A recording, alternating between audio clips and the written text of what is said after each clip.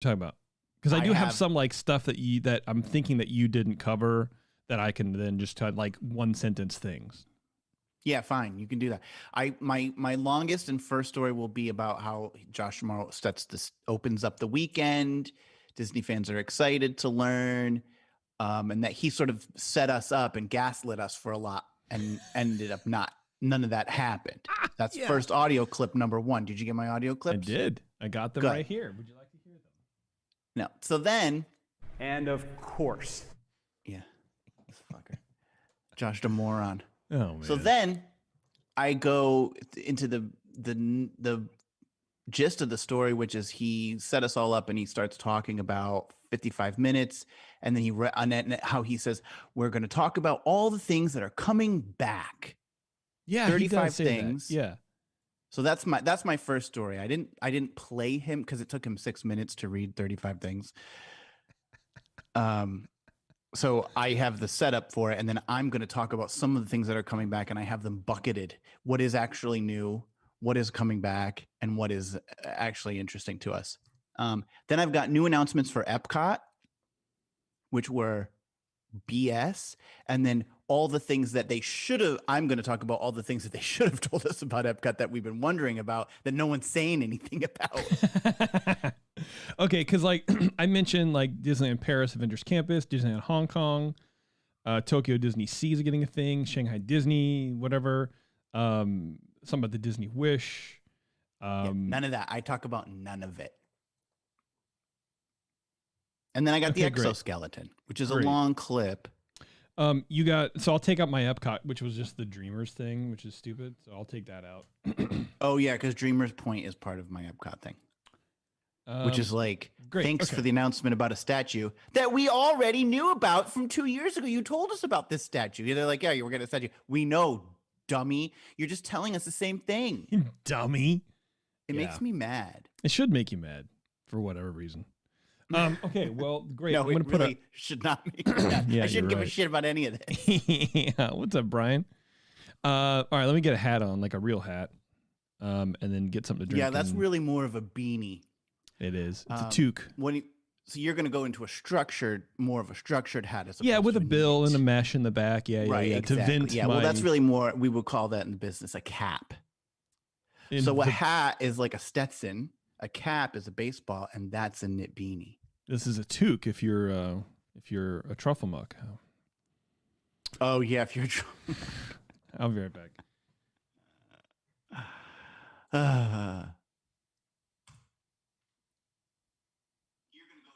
Oh, wait. I got to mute this. I got to pause it. Is actually what I have to do. Happy early Turkey Day. Happy early Turkey Day, Brian. I got a lot of food I got to make tomorrow morning before I head out. I'm making the apple pie. I'm making the green bean casserole. And I'm making the stuffing. So I got to get up early tomorrow morning. Not like I got to put a bird in the oven, but before all that has happened, I got to go to Raglan Road tonight for dinner. So much happening. I'm gonna pull my bridges. I really thought that tonight it would be difficult to get a reservation over at Disney Springs for dinner, but the whole place is wide open. I thought night before Thanksgiving, everybody's going out. No one wants to cook. No one wants to cook, bro. You know? Oh, I know. So that's I'm going over to Raglan Road. That's cool. Sure. Oh man. Did you guys go there when you were at Disney? No, never even heard about it until you started talking about it. Oh. I have no idea what that even is. It's just a big Irish bar. No, you know what? We walked around Disney Springs and it was like, oh, this is, I don't know, it was weird. It's cool. And that's it. Like we didn't do anything in Disney Springs. I think we shopped a little bit and that was it. These days, I'd rather go to Disney Springs than half those parks.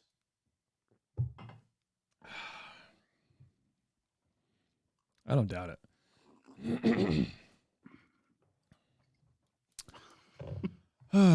Sort of waiting just a couple more minutes. I'll let people trickle in, but maybe it doesn't matter. I mean, it's a weekday. Everybody's getting ready for the big day tomorrow. Yeah. You gonna get up and watch the Thanksgiving Day parade? Oh, that's right. That's tomorrow. Probably. I mean, I don't know, man. Probably. Who knows? Who knows anymore? Yeah. All right. Well, let's just start. Okay. Okay. Let's just do that. Here we go.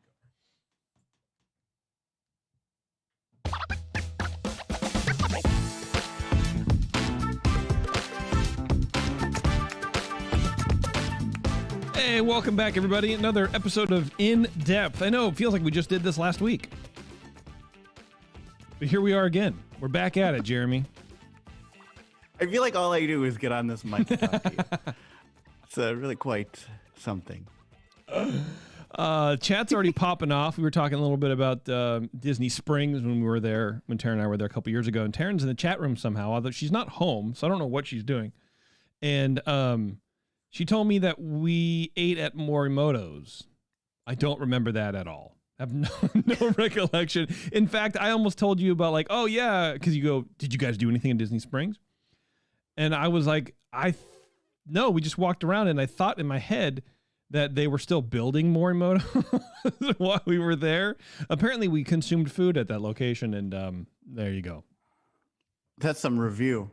I mean, if you don't remember going, I mean, at least you don't remember. I remember not liking it twice. All right. So I've kind of taken it off the list. It's enough. Yeah, I wonder what we got there. I wonder if it was any good. Well, you know, it's Morimoto, so you kind of expect something pretty adventurous, but it's very Orlando-fied food. So I'm sure you had pot stickers and ramen. Probably. Yeah. That's probably. And it was probably all very salty. Yes, I would imagine so.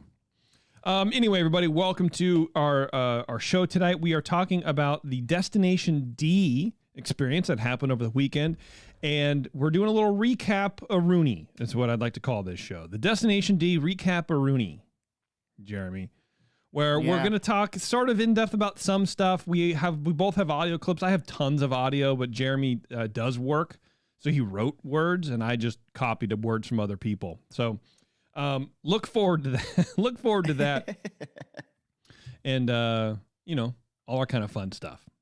See, I actually find it easier just to write stuff than to have to grab and edit audio.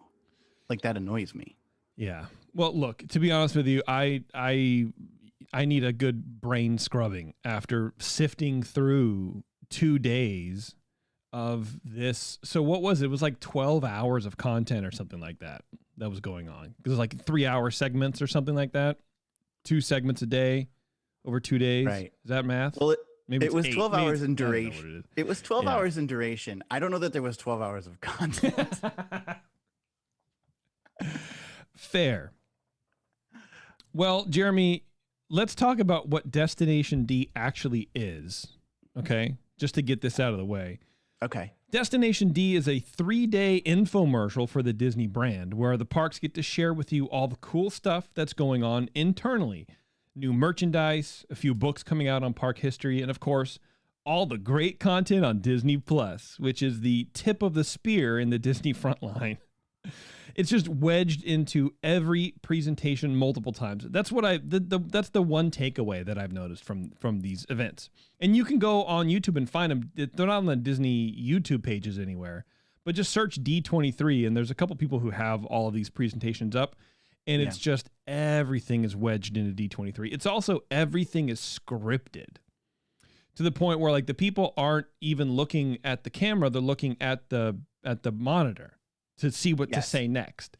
It seemed very structured, but that is also Disney. You know, anytime That's Disney. Yeah, anytime anybody wants to come on the show, they got to clear it.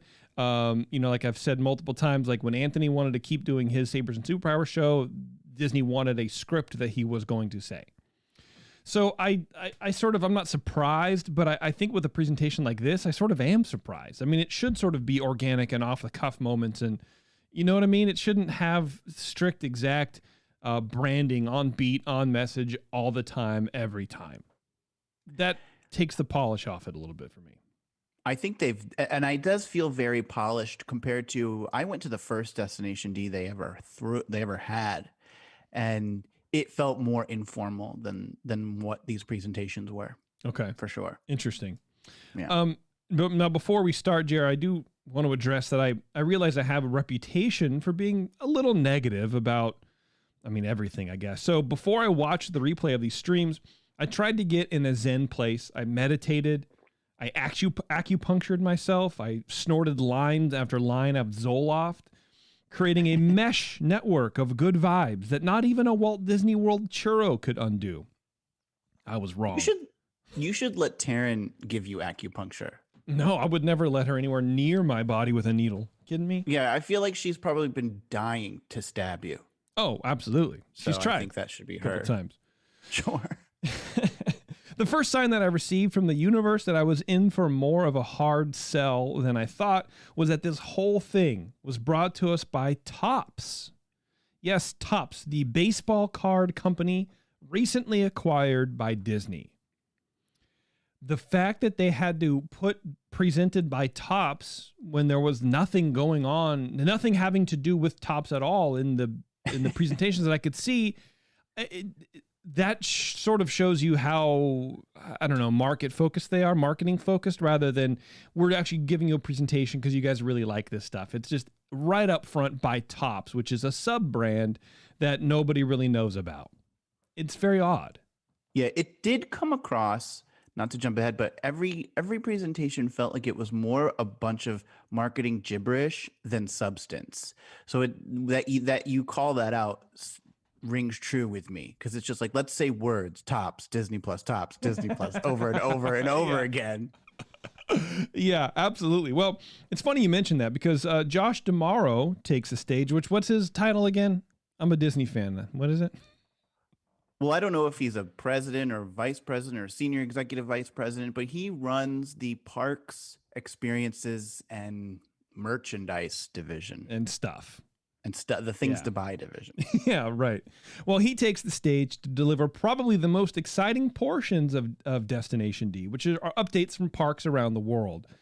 This is sort of what people are looking forward to, all this kind of fun stuff. So he talks about Disneyland Paris. Avengers Campus will open the summer of 2022, which is just in time for that park's 30th anniversary celebration.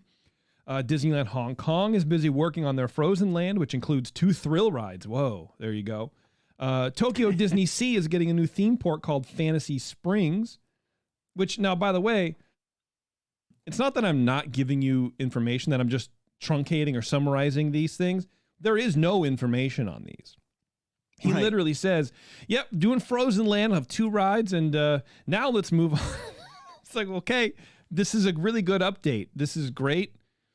This is basically he's reading a Disney Parks blog. Yeah, right. They are short on stuff, it seems. And you would think that this is a great opportunity to give us more information about that. I knew that there was a Frozen Land showing up, being built. I would love a bit more information on it. I don't know what this is. This was literally just a recitation. Yeah, exactly. Shanghai Disney shared an update on Zootopia Land, and there's some pictures of like construction ongoing, but that's never really very exciting. Although maybe it is. Who knows? It's like Zootopia. We're still building it. We're still doing it, whether you like it or not. Apparently, that movie was really big in China, so I guess it makes sense or something like that. I don't know. The Disney Wish is getting 2 stage plays, which one of which is the retelling. Here, let me just start that over, Jeremy. What do you think of that? The Disney Wish got a nice update, and apparently that's getting 2 new stage plays, one of which is a retelling of The Little Mermaid, because we haven't beaten that story to death yet. It's not a retelling.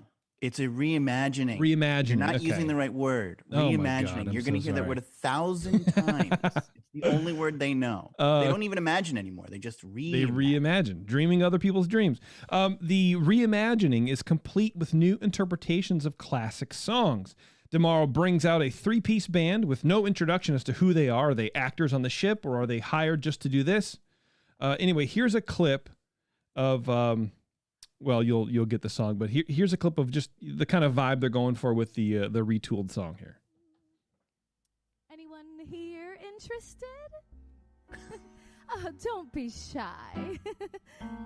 Nobody? Just look at yourselves. It's clear you all need me. All of you!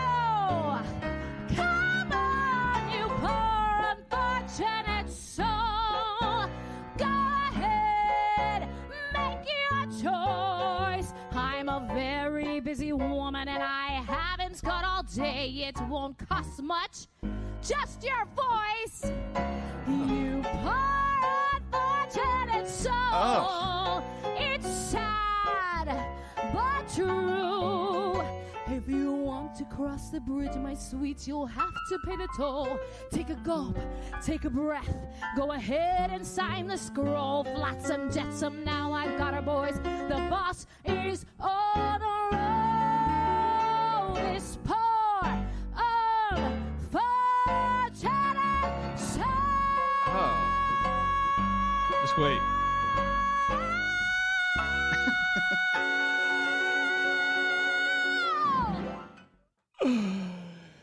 So that's Poor Unfortunate Soul, sort of like a bluesy, vibey thing. And there were some parts of the song where I think she did pretty good, but that last part where she just basically took it up a notch and screamed could rival even Adele Dazeem.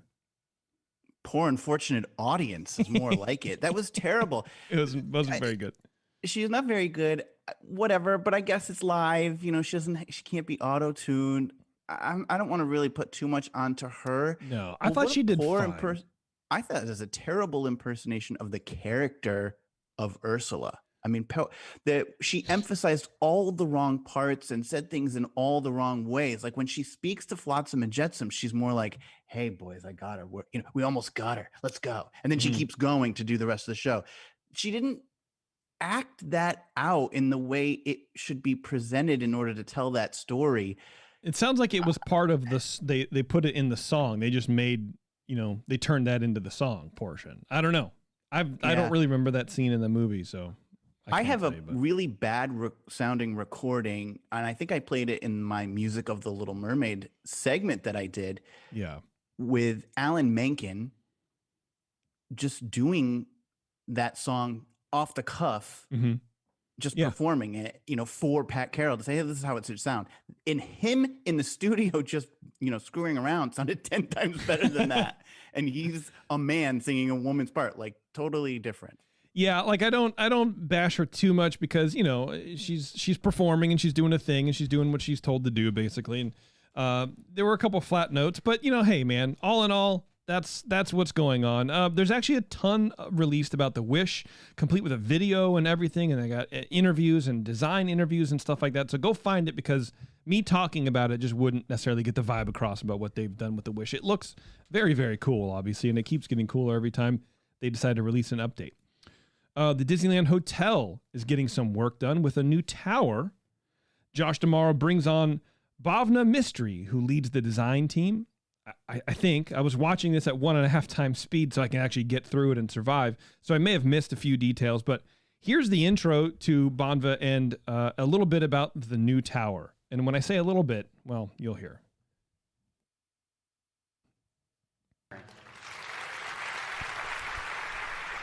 Hey, Josh. Good to see you, Bhavna. Good to see you, and great to see you guys. We've got a lot of fans here. I see that. Yeah, and they love Disneyland. So why don't you tell us a little bit more about this tower that I just natural conversation between two human beings, man. Don't worry about it. We're not aliens. No.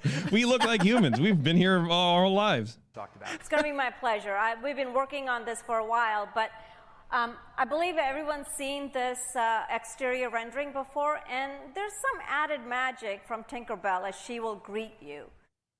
That's it. That's the entirety of like the description of the tower, of what's coming. Tinkerbell will greet you, and it's unclear whenever she's showing it exactly what that means. So I don't really know. Now, I understand that these people aren't professional speakers or actors, and I'm not really calling them out, but things did get a little awkward up there, and I felt bad for this lady who seemed really nice and actually like a genuine person. D'Amaro sort of put her in weird positions on stage, and she had to react, which is never easy. And, here we'll get to that in a second. Bhavna talks about how the color palette chosen in the rooms will become a, quote, meaningful part of the story for guests, whatever that means. The pool is getting redesigned again. The Disneyland, that poor Disneyland pool, man, has just been stripped away numerous times and rebuilt. Yeah. It was just done like less than 10 years ago, 5 years ago, maybe something like that. I don't know. The concept drawing that they show was at pool level, so you don't really see a whole lot. There will be a, quote, special foundational story told in the children's play area, but no details on that. That sounds fun, I guess. I don't know. She moves on to explain that the story will be a part of your time here, and this spontaneous and not at all scripted event happens here. But from the moment you step into this property, we're bringing you a storytelling journey, one in which even the color palette we've chosen will become a meaningful part of the story. So it looks pretty incredible. So Bob, we've got some of our biggest fans in the room. I think you got to give them a little bit more. Absolutely. What do you guys think? Should we take a peek inside? Well, I'm so glad that you guys want to do that. Oh my God. Like it's like whoever's writing this is writing it like a play or like a story. They're really big into story right now. But why are we doing this? Why? Oh, then we have Josh tomorrow, this lady's boss, go, hey, I really think we should give them more. And then she goes, oh, I'm so glad you guys wanted to know more. I mean, imagine if the crowd was like, no. It just seems weird to me. I don't know. They're weird choices, but whatever.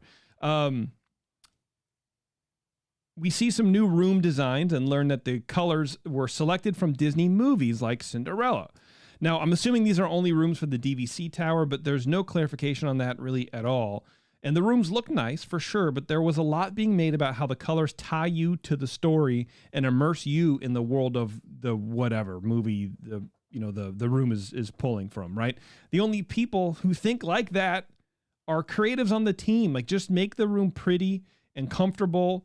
And it's just, I don't know. I don't understand them when it's like, you're going to be immersed in this story. That's not how normal people who go to Disney think about their room.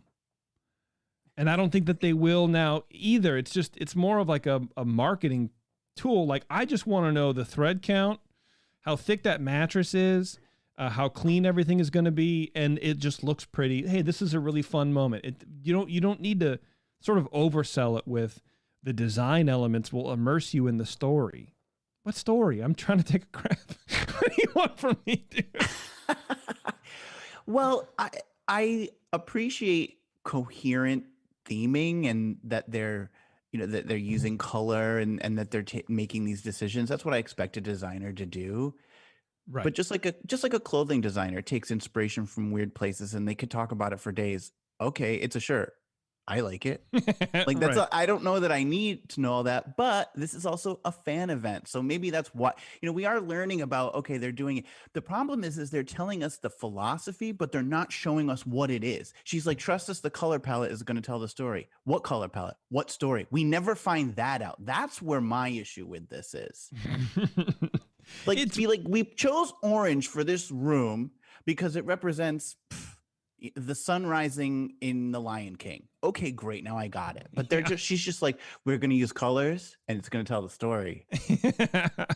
Well, and next. I mean, she says like in one of the rooms they were talking about was like, it was colors from Cinderella, I think it was. And that's cool. But what story are you telling? The story of Cinderella?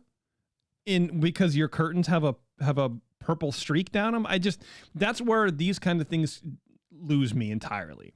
Because you're right, that's how designers talk to each other, and that's how you get inspiration. But I think you lose the general public when you start explaining why things happen this way, because it doesn't mean anything.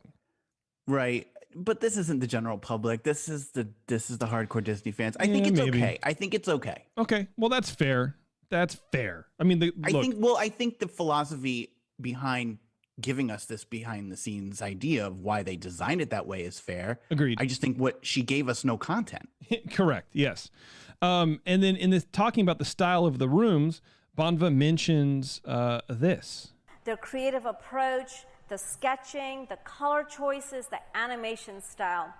In fact, I don't want to share too much, but for one very special element, we even went as far as to study the sketching style of Walt Disney himself. But you're going to have to wait a little bit to see that.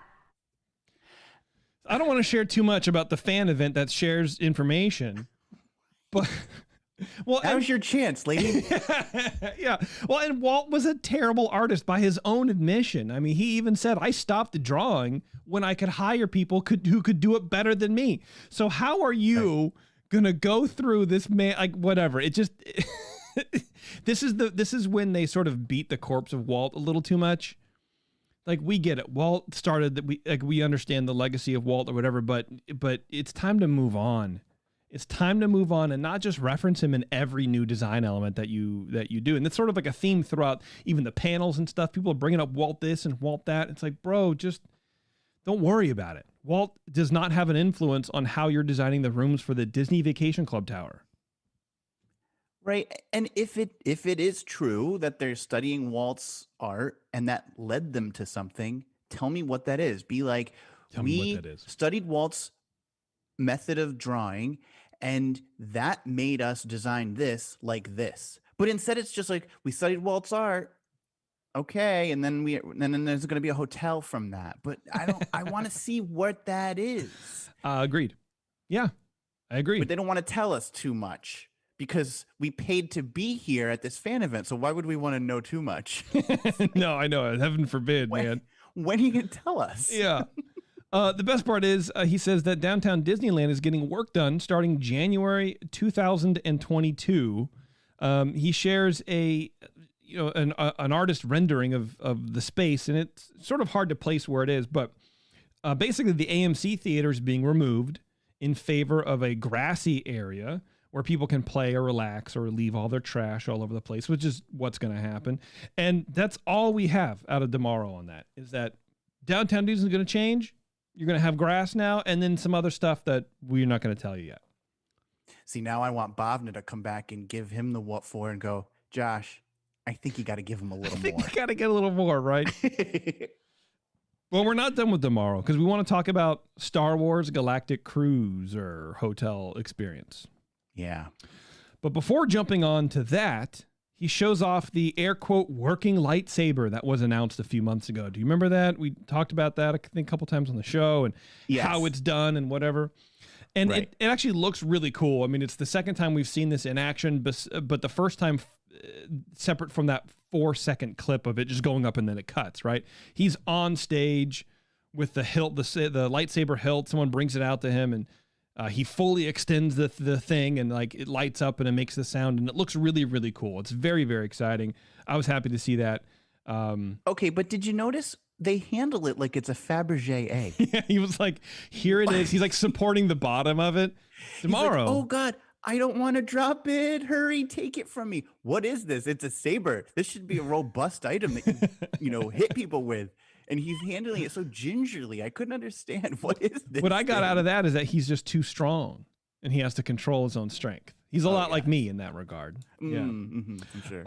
Tomorrow brings out Scott Throwbridge. Again, I probably got the name wrong because at 2 times speed, it's hard to hear everybody's name. To talk a bit about our experience on the Star Wars Galactic Cruiser. Here's a little clippy. Cruise through space in the Star Wars galaxy aboard our glamorous star cruiser, the Halcyon. But in this story-driven experience, you're not just a spectator. We're literally inviting you to become a character if you want to and play out this story right alongside some of your other favorite Star Wars characters. And the choices you make, the things you do, the alliances you make, all of this have an effect on how the story you're living plays out. I'm super excited about it. And whether you want to join the Resistance or remain loyal to the First Order or just sit back and drink a space cocktail and watch the action unfold, there's something for everybody, and it's fun for everybody. Well, I felt that. I had a chance to visit just a couple of weeks ago, and I met up with one of our Imagineers, Sarah Thacker. She took me through the lightsaber training experience and the bridge experience. It was pretty amazing. Yeah? Now, I did bring a video to show how I did. Oh, how did you do? We'll find out. Let's watch the video. That's not in the script, Scott. We'll be the judge. We will be the judge. That's not in the script, Scott. God. Like, you can't work with the guy and just be like, I did pretty good. Well, why don't we watch and find out? just if it's not written down for him to say, he just cannot say it. Very, very strange interaction. But what I did like about that was Scott was talking about that you don't have to be part of the story. We've talked about this a couple of times. You can just sit back and drink a space cocktail and watch other people LARP. You don't have to do it. You're not forced to do it. I like that. I think that's great. I finally heard something about this that I like. Agree 100%. I just want to go there and have a drink. I just want to go there and have a drink, man. You know, that's the best part of a hotel is the lobby bar. Just go get a cocktail and leave me. I don't want to deal with all this. So I was worried that you would have to be constantly worried. I'm never going to it, but I was worried that some people might, you know, that could happen. You'd have to be constantly in this story. Yeah, but it's great. Just relax and kick back. Just relax and kick back, man. He previewed the new Lightsaber Training that's a part of Star Wars Galactic Cruiser, and it's a light. It's a light that you'll hold your lightsaber up to in order to block the, quote, laser. I don't know if you're familiar with the Lightsaber Training. I mean, maybe you've seen a clip online where in Star Wars, this little ball hovers up and like shoots lasers at Luke Skywalker, and he has to deflect them with his lightsaber. That was going to be a part of the Star Wars Galactic Cruiser experience. And everyone's like, wow, I can't wait to see how they're going to do that. Maybe it'll be VR. Maybe it'll be this. Maybe it'll be like a light laser or whatever. No, it's like a literal beam of light that changes color that comes out of the wall. And the light turns purple, and then you hold your lightsaber up to it, and then it turns white, and then it moves again. It's like the most rinky-dink, like 1990s technology. It's not even technology. It's just, here's the light. It's very, very strange. The side note, the lightsaber that you use for this is not the one that extends. It's the fixed laser sword portion, for lack of a better term. It's a light bar with a handle. It's like the ones you could buy already. The ones that come up, apparently you're not even going to be able to touch. Those are just for the stage actors in the things. So and it doesn't look like it could handle all that motion. It's so delicate. I don't think it could withstand that. Yeah, we ask when you hold this, don't breathe on it because it might fall apart. There's a bridge experience, like Tamara mentioned, where you head to the ship's command center and you get to experience a TIE fighter battle that does look pretty fun, honestly. It looks pretty cool. But it looks like it's a two-person experience where you're on the bridge and there's a bunch of the big screens that pretend to look out into the universe or whatever. And there's TIE fighters coming at you, and you can man the ship's guns. But it's a two-person experience. One person moves the guns, and the other person fires. I don't, in the realm of reality, that does not sound fun. It sounds like Smuggler's Run, where you have 6 people each doing the thing of one person. And it's just, they're just trying to maximize as many people to get in here, but you sort of limit the experience in that regard too. So I don't know. I mean, instead of having like a row of, 10 laser cannons that you can fire, you have, I don't know how many they have, maybe 2 or 3, I don't know. But then you get more people in there to do the thing, and it just doesn't make any sense to me. But, I don't know. It sort of misses the point, I guess, of a shooting game. Is to have multiple people doing the shooting. It's never fun. Right. I'm gonna come over. We'll play Duck Hunt. Do you remember that game? Yeah, I'll hold the gun, but you just move your index finger back and forth and pull the trigger. Sounds great. You can see the video on the Disney Parks YouTube page, and it is a cool video. Definitely check it out because everything looks great. But the comments, read the comments because they're just simply amazing. And I have a couple choice ones here. Quote, "This honestly looks so bad. For the money you are paying, it doesn't look fun." Another one, quote, "This is not Disney magic." Wow. Yeah, here's another one. "One person aiming and the other person fires. You've taken something incredibly fun and interactive and turned it into a terrible and unrealistic experience. Just like having one pilot flying left and right and one pilot flying up and down," which is what happens in Smuggler's Run. It is unrealistic. It's just very bizarre. And they go on and on and on. And I was only able to find 3 positive comments in the 311 comments that have been posted as of this recording. And one of these positive comments was literally just, "Love what you do." Someone else randomly posted just Moana in all caps. So that's fun.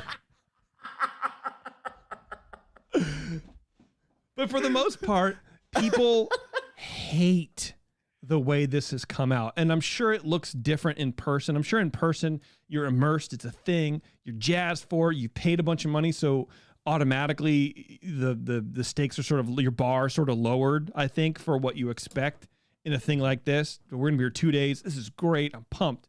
Oh yeah, Star Wars battle or whatever. And you can suspend disbelief a little bit, but taking it out of context and out of that reality and putting it on the internet, yeah, you mean you're going to get stuff like this for sure. It can't look as cool online as it probably does in person, but it does also look a little weak sauce too. Yeah, but I mean, what if they did have a bunch of guns and everybody was just shooting? Like that would I don't think you'd get that negative reaction, but it's so weird and unwieldy to have it be like this. And people are like, that's stupid. Yeah, it is. And most of the comments are actually about the lightsaber thing, which is what people are specifically excited for. And what Scott was saying when he was talking about this experience, he was specifically like, we have been looking forward to giving this to you guys. And we've been hearing that you guys have been looking forward to doing this experience for years. And we're excited to bring it to you. And it's like, it's a flashlight and a broomstick, bro. Like, it totally what is this? Yeah, like, why did this take years? Yeah, I know. I could just do this right now with my pen and my flashlight on my phone. And I'm deflecting. Yeah. Anyway, that's what I got with tomorrow. Well, it's interesting because I have a theory that you've just disproven, and that is that Star Wars people will take and love whatever you throw at them. Oh, no. That's been disproven like forever. Well, we will accept everything that's thrown, but we will not love it. That is for sure. Oh. Yeah. Oh, okay. Yeah. I had you guys all wrong. Yeah. I don't know. I see it dressed up, lined up for the movies, down the street. Like, what are these people? I'm like, this is a movie. What are they doing? Being a Star Wars fan is sort of a self-hating experience because it's like you almost hate consuming the product. You're like, oh, good, here's another Star Wars thing. How bad does this stink? Let's watch and find out. And it's sort of what it is. Yeah, that's like me in my car pulling up to Epcot. I can relate to this. Maybe I have something in common with the Star Wars fans. Oh, I know what it is. Disney. Yeah. Well, Jason, you talked about how Josh Tomorrow took to the stage to open up the weekend with his presentation. And I think a lot of Disney fans were excited at the prospect of what we might learn that's coming. I know I was. Even Josh Tomorrow made it seem like we were in store for a lot. Here's how he started his presentation, number 1. And of course, I'm going to have a few surprises for you guys along the way. I have a lot to cover today. They only gave me 55 minutes, so I'm going to go very, very fast. You guys with me? All right. Here we go. And then it crashed and burned. So it's not just that I'm negative over here. Yeah. He gaslit me. He said he made it seem like, buckle up. I've got so much to pack. 55 minutes isn't enough. But in watching this presentation, it began quickly to seem like he was struggling to fill 55 minutes. So let's move ahead in his presentation to the finale, which was a list of things that will be coming back to Disney parks on around the globe. Because, of course, you know, we've had them closed. Now they're finally all back reopened for the most part with, you know, Hong Kong closes a day here, Shanghai closes a day here, but they're back.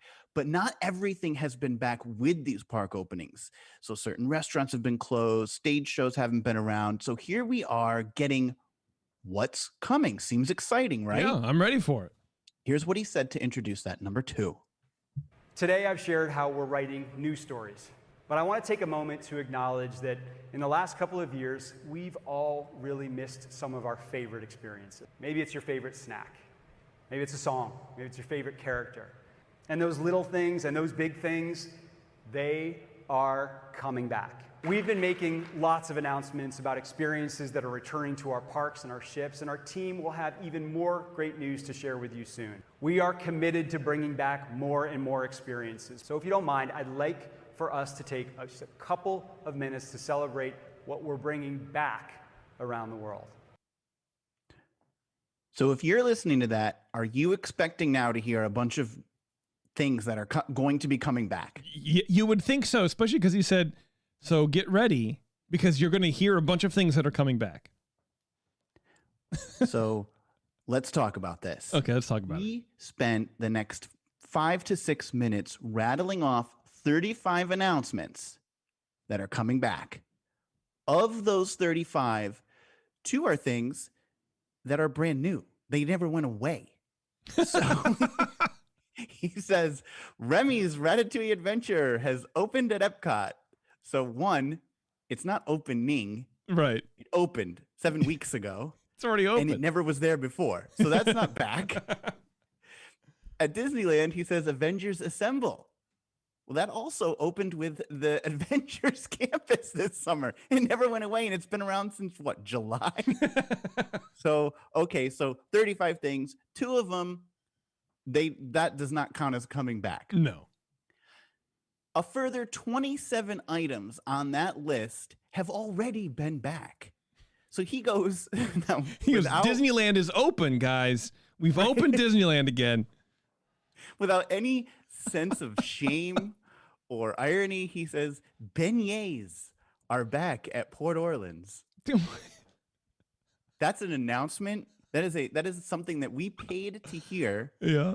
Port Orleans opened a few weeks ago. Of course, the foods that they sell there are also back. They've been back. He talked about the taiko drummers at Epcot.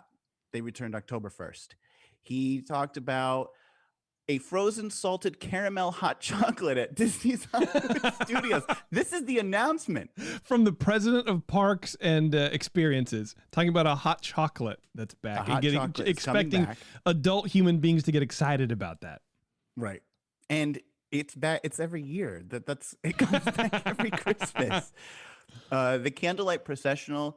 Now that hasn't started yet, but we knew it was coming back this year. That's been announced. They talked about it because we've been talking about the Disney Parks blog has had 2 articles announcing all of the narrators, celebrity narrators. Pin trading is back. Oh, thank God! Not coming back. What else is happening? Disneyland Paris's Christmas Parade, which is brand new. The Disney Cruise Line is back. That's been sailing. Nighttime Spectaculars. We've had nighttime spectaculars since July. China's had it since well before July.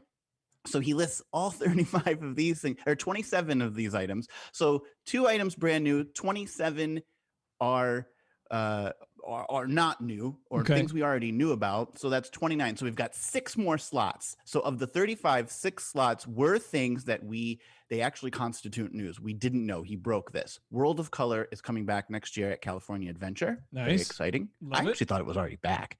So did I, really. But I've been seeing, it's on those big platforms, and I've been seeing them out of the water. So I guess not back. I thought it was back and then broke. And then that's like whenever the platforms are elevated, it's usually okay. It's broken, right? But I don't know that to be sure. Fantasmic is coming back at Disneyland. See, Fantasmic. I heard this like 2 weeks ago.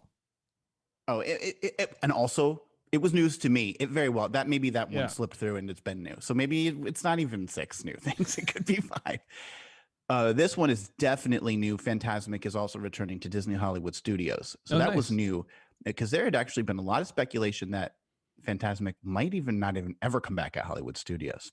Of course. The festival, meanwhile, of course it's coming back. It's got an arena. What are they going to do in there? Well, I read somewhere that maybe it was in reference to researching for the show, but that you guys are getting new like animatronics and new sort of pieces to Fantasmic. So not only is it coming back, but it's not going to go anywhere for a while because there's new technology invested in the show. Correct. And there's talk of new scenes coming. So nice. They're saying that the Pocahontas scene will go away and probably be replaced by Moana because Disney can't find any more places to crowbar Moana. It wouldn't be a nighttime spectacular if Moana wasn't in it. Harmonious opens with Moana. I don't know why, but it does. So Fantasmic coming back. Here's another new one. Festival of Fantasy Parade will return to the Magic Kingdom. That's our daytime parade. That's a fantastic parade. So I'm actually very excited to see that coming back. All right. The Castle Show at the Magic Kingdom returns and is updated. It's a new version. I guess it's reimagined slightly. And then we knew this, but it is coming back. So I guess this doesn't count as new, but it is coming back next month. Indiana Jones Stunt Spectacular returns to Disney's Hollywood Studios. So 5-6-ish things out of that 5 minutes. 27 items was things we already knew about. Now you might be saying, but Chair, You're splitting hairs. But He's Jerry, just you're splitting excited. hairs. Yeah, he's just excited. That's right. He's announcing things that have returned as well as new announcements. He's celebrating everything. And my point is, people paid money to see this. People used their time to tune in, and they didn't pay money to listen to a recitation of things we already know. Beignets. Oh, one of them was churros. Oh, good. All right. Churros didn't go anywhere. Churros are back, baby. What is he? Well, and honestly, they should go somewhere because the churros at Walt Disney World are awful. That's not even true. And I happen to know that that's true because, or not true because Bev came here and had a churro and said, "You don't know what you're talking about." No, she did not. Yes, she did. She told me. I should call. Should I just call her and we can rat her out right now? She's like, she goes, I don't know what he's talking about with these churros. They're just the same thing as we have. They're not the same. They are not the same thing. They're 100%. They are 100% different things. And I don't understand what she's talking about. No, I know exactly what she's talking about. Well, let's see. You just don't know what you're talking about. Are you getting her on this line? I'm calling her ass right now. Hello. Hi, Bev. This is Jason. You're on with Jeremy. We're doing In Depth right now, live. And I have a question for you. When you were in Disney, in Disney World, Jeremy just broke this news to me that you got a churro because I was talking so much trash about the churros in Disney World that yes. We never actually got to talk about it. Yes, I did. No, we didn't actually get to talk about it. No, and how dare you? You discredit and discount and disparage my my opinion on the churros. The churros there are terrible. They're like little dehydrated husks of what they could be. They're like me when I'm 80. So did you call me to get my opinion on it or to yell at me? Both. About not agreeing with your opinion? Both. Okay. Perfect. Love that for me. I was not able to find a churro in Magic Kingdom. Okay. The only place I was able to get a churro was in Hollywood Studios. And it was just as good.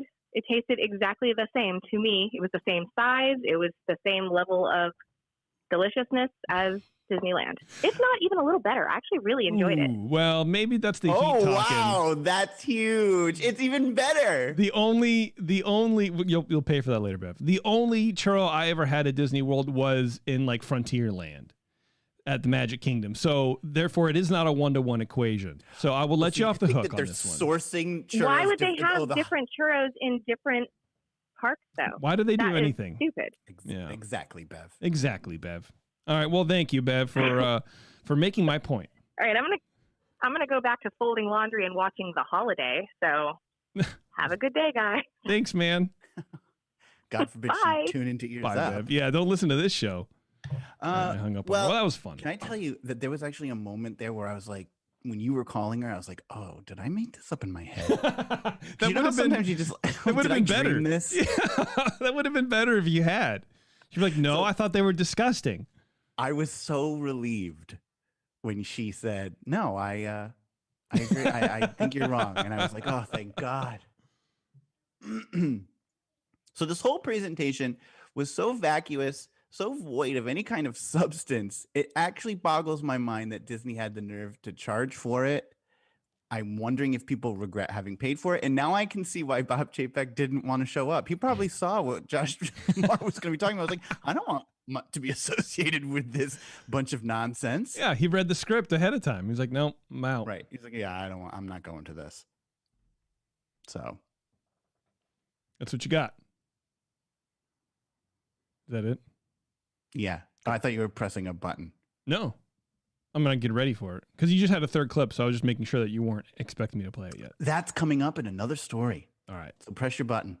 The 21st Amendment Brewery's latest beer release, Tropical Brew Free or Die IPA, puts an island vacation in their whimsically designed cans. That's right, cans. This refreshing year-round release, Tropical IPA, is brewed with pale and Munich malts, brimming with Azacca, Citra Cryo, and Mosaic hops, and topped with a splash of pineapple flavor. The result is a clean, refreshing beer featuring a mix of sweet malt, balanced bitterness, fruit-forward hops, and a nice tropical vacation at the finish. Tropical Brew Free or Die IPA is available at your local good beer shop, neighborhood tap room, and anywhere else people come together to find great craft beer. That's right. Well, surprisingly, I don't have anything else to say about Josh tomorrow that hasn't already been said on this show already. Instead, I want to turn your attention to day 2 of the presentations. In the morning, they had 2 presenters who were privileged to interview Kermit the Frog. Now, this isn't really so much news coverage as it is just I like Kermit, and I want to talk about him. Yeah, Kermit's great. Kermit's amazing. The 2 presenters were very, very odd people, but that's fine. They got a job, and that's cool. Coming off of their Haunted Mansion special for Halloween and on Disney Plus, and to plug their new show, I was pretty excited for this. I mean, the Muppets humor sort of thrives in these situations, like boring corporate stuff that people are forced to do, or whenever any of the Muppets give an interview, it's usually funny. I agree. Yeah, they have a good ability to poke fun at the nonsensical, which there's quite a bit of on display here. So yeah. Well, and I say normally, there were some bits of humor, and I do sort of want to highlight them, but let's just talk about it. Here are the hosts introducing Kermit the Frog. Please welcome to the stage the one, the only Kermit the Frog. Woo! Hi, all there, everybody. Good to see you. Kermit, I think I speak for all of us in saying it is such an honor to have you here today at Destination D23. Well, thank you, Andre. Thank you, Jenny. It is a great honor to be here and to be part of Destination D23. Is that his and it's so great to meet all of these amazing people here today. I think there are even a few frogs in the audience. Probably my relatives. Well, I don't know about you, but I got chills watching that video. The Muppets have an amazing history. Okay, so there's a lot going on there. First of all, can you say Destination D23 anymore? In the span of 4 seconds, they said it twice, so I get it. They're really going for it. But this whole thing is basically geared towards promoting Disney Plus. Leading up to Kermit, there was like a montage of just all the different movies the Muppets have been in, as if the audience doesn't know who the Muppets are. And even in the beginning of that, the hosts are laughing at the montage. It's like the most disgenuine moment. It's so ridiculous. And then anyway, whatever. That was really odd. But apparently this woman got chills watching a Muppet montage. Oh, I'm sure. Yeah. But why did they choose Harvey Fierstein to voice Kermit? I don't understand how that sounds like him. Kermit's voice sometimes sounds weird, man. Like, I think it's Brian Henson doing the voice of Kermit now. I don't really know, but it can change, a little bit depending on either like the compression or any sort of like the voice effects. I would imagine the EQ or whatever of the voice. I don't know. I don't pretend to know much about it, but it sounds different. It sounds like Kermit with a hangover. It feels like it too, watching that weird thing. So Kermit's on stage. For starters, the bottom fifth of the screen was always covered by an advert to download Disney Plus and then to also collect digital Topps cards. I don't understand. So you really never got to see Kermit below the mid shot. It was just an odd framing because he's considerably shorter than everybody else. So you have everybody else in almost full, and then he's just way down in the corner. The whole thing was, production value was pretty poor. Kermit was trying to do his thing, but he was forced into this Disney Plus wheel of time, just churning out references to Disney Plus. I mean, you already heard it there twice. One of the hosts asked Kermit how he felt about Disney Plus being home for the Muppets, and this is very exciting stuff. Now tell us, Kermit, how does it feel to have Disney Plus be the streaming home for the Muppets? Oh, well, speaking as an amphibian who spent a lot of time in streams, Disney Plus is definitely my favorite. Yeah, that's right. Just that guy, this is the funniest moment of his entire life. It's the most hilarious thing. Bro, it's a funny joke. I get it. And Kermit gets it off and it's great, but you're upstaging him by over laughing. It was really weird. Yeah. And the Muppets, we're so happy to have, one place for new fans and for old to watch so many of our shows and movies, and you don't have to search in this pond or that pond or this creek or that creek. It's all in one convenient stream. if you know what I mean. Nice, very nice. It's like, okay. And that's just a Muppet joke. Like, I get it. But I feel sort of bad for the Muppets writers because they have to work. And it feels like they have to work in this box of like, got to mention the content, got to do the thing. So they're really trying hard to write around what they're supposed to be saying. But these hosts are not doing any favors. Like the woman realizes halfway through that her co-host is laughing harder than she is. So then she has to laugh harder than him. It was very, very weird. It's very odd.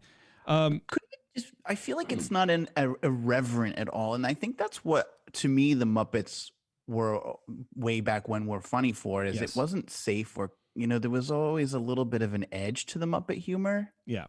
Agreed. And I don't think that that's here at all. And I would like to see him make fun of Disney Plus a little bit, or like, I don't know, something else. This just feels so Disney-fied. Yes, which is a little disappointing. The Muppet did a great job despite being anchored down by the hosts trying to upstage him and each other with forced, loud laughter and big, giant hand movements on stage. For me, it was just not really engaging in the least. The presenters at times seemed that they had no idea how to even react in a live setting. But the jokes still came through. Here's a very non-genuine reaction to lead Kermit into talking about the newer Muppet movie from 10 years ago. Now, I saw that it's been 10 years since the Muppets movie premiered. I love that movie. Yeah. Amy Adams and Jason Segel did such a great job on that one. I cannot wait to rewatch it. Yeah, 10 years. Of course, that's only a week and a half in frog years, but it's still been a while. Yeah. Amy and Jason, they were great. And we did have a lot of wonderful cameos. And, the songwriter Brett McKenzie, he won an Academy Award for his song Man or Muppet. Yes. So, from what I understand, Miss Piggy is holding on to the Oscar for him. So, Of course. Of course she is. Of course she is. yeah. Funny. I think Kermit got off a couple two jokes. But like, you really cannot wait to watch this movie from 10 years ago that you love so much you haven't seen it in 10 years. You don't like, I don't know. It's just weird. That's what I was going to say. If you can't wait, what have you been waiting for? It's been 10 years. You can watch it. It's just, and these are the kind of like the non-genuine moments of presentations like this. And it's not just Disney, but I do like to poke fun at them a lot. But it's very much like how people react honestly versus how they react in front of other people. And to be a good presenter, you can't have a separation for that. You know what I mean? You have to be honest in front of people. So like, man, I really loved watching that movie. That'll be a lot of fun to watch again. Or now it's on Disney Plus. I can watch it whenever I want, or just any other thing. But like, I cannot wait to watch it again. It's just whatever. It's what it is. It is what it is. I got the feeling these people were like stage actors, just used to upstaging one another for cheap laughs. I can count the number of genuine reactions from these two on one nostril. The whole event was very ham-handed, even if Kermit was working his magic. So they transition now to the new show on Disney Plus called Muppets Now. Tell us a little bit about Muppets Now and what it was like creating a show for Disney Plus. Well, Muppet. First of all, what it was like creating a show for Disney Plus. You know he's not real. Just want you to know that. Muppets Now was our first attempt at doing an unscripted show. Now, I know it doesn't seem like we ever work with a script, but the Muppets always have a script. We just never look at it.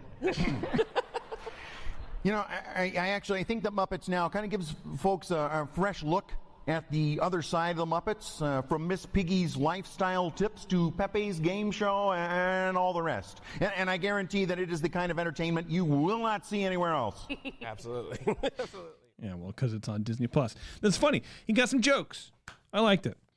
At one point, he's asked about a favorite memory from doing The Muppet Show, because all 5 seasons are on Disney Plus, of course. Again, bringing it back to the true point is, Disney Plus. And the frog mentions Elton John and then 2 other Disney actors. Like, we get it. It was like Julie Andrews and Mark Hamill. It's like, you're owned by Disney. We understand.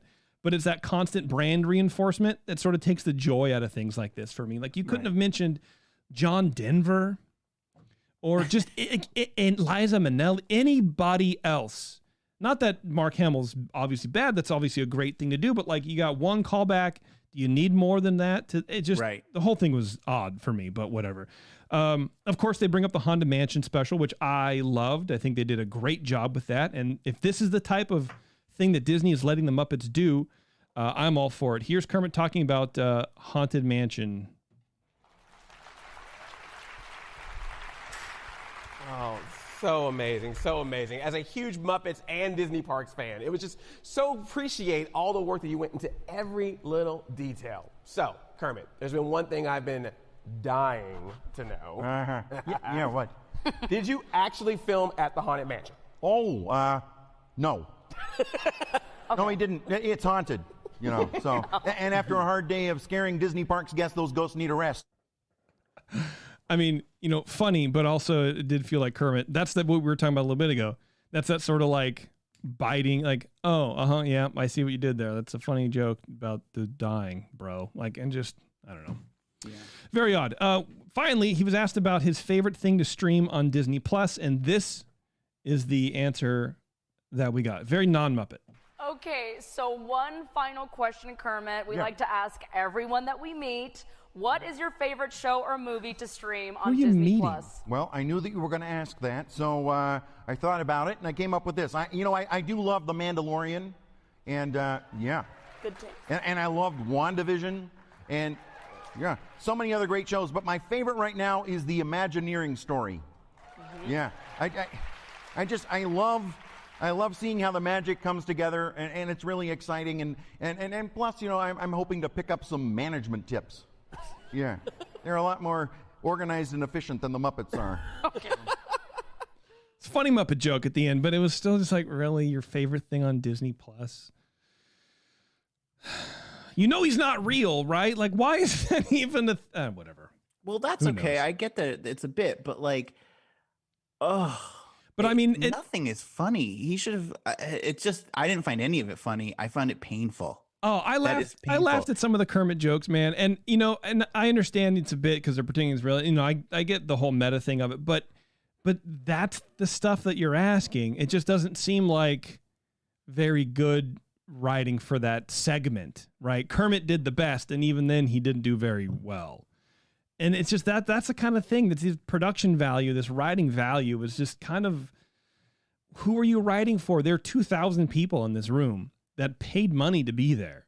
Then most of them, I think probably all of them, I would guess, are D23 members, so they're paying money for that too. Right. They're hardcore fans. What are you asking Kermit the Frog what his favorite thing to stream on Disney? You couldn't have crowbarred in any other reference or given them anything else to work with other than what's your favorite thing to stream on D23? It's just very boring stuff.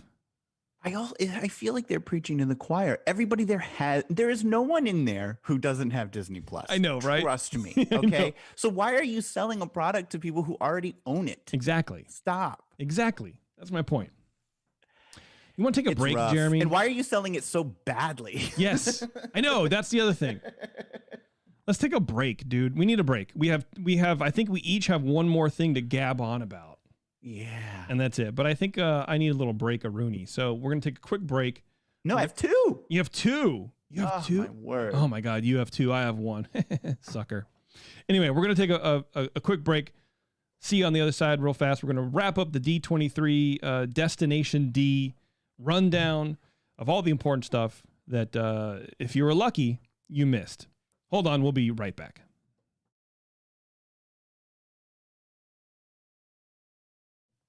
Okay. I need to use the restroom, and we'll finish up, Jeremy, okay?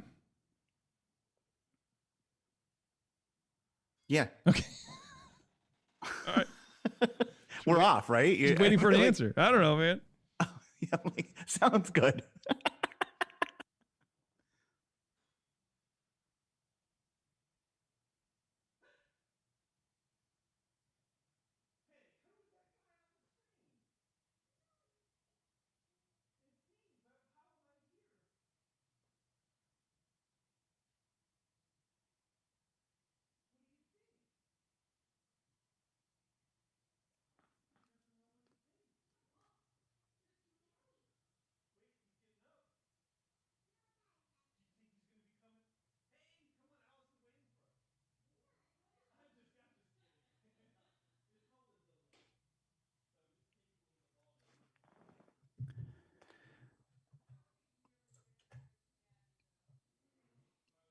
My friend's just texting me. He's like, "Oh, do you have a park reservation for Epcot tomorrow?" And I'm like, "No."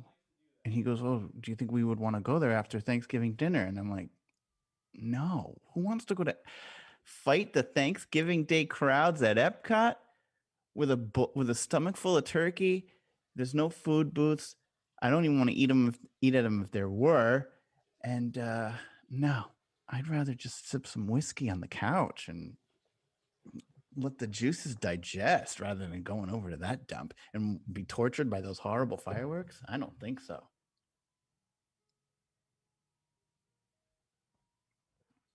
So that's what's going on my phone.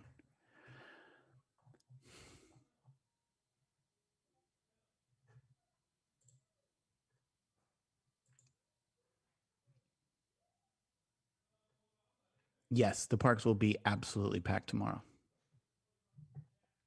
The parks have been packed anyway. You go to Epcot on a Tuesday right now, and it's just wall-to-wall people. You can't move in there. On Thanksgiving Day, this place, even just driving around Orlando right now, the traffic is so bad. It's just so crowded. You can't move. Thanksgiving is one of the most crowded days of the year at Disney World. Yeah, people don't care. They don't care about fantasy. I care about fantasy. I have to watch because I've got a fantasy team, but I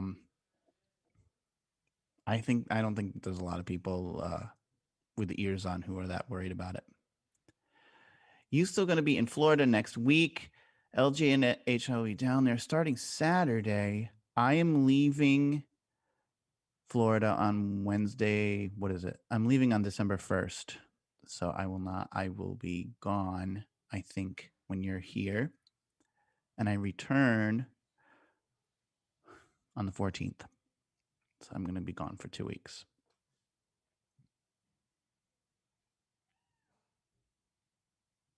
That's all I have to say. Is it safe? Should I be like telling people my plans on the air? People will come rob me. They'll know I'm not here. Maybe he'll edit this out of the actual thing. So when do you get here, RGH? Are you here on the 1st? Well, it doesn't matter. I leave on the 1st. Are you here on the 30th?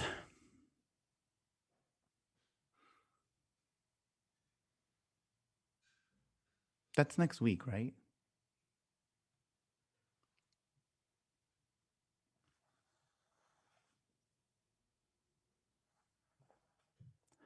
That's all I have to say. What is he doing? This is not just a pee. I can tell you that right now. Oh, here he is. I'm sorry, man. That's all right. It took forever. All right. Ready? I'm ready.